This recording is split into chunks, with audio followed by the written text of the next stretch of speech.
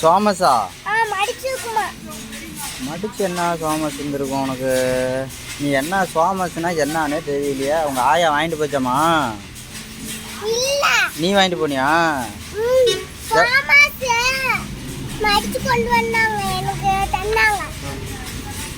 அது என்ன? அது திங்கிற பொருளா?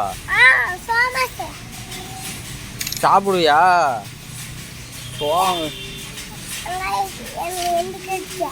எப்படி இருக்கும் அது? நல்லா இருக்கும்ல. அது எந்த மாதிரிக்கும்? முட்டாய் மாதிரிக்குமா? கவுளா? கவரா? அது மாதிரிக்குமா? சோமஸ் இங்கே என்ன? இங்கே காட்டு பார்க்கலாம். இங்கே எங்கே இருக்குது? அவ்வளோதான் ஓடியே போச்சு.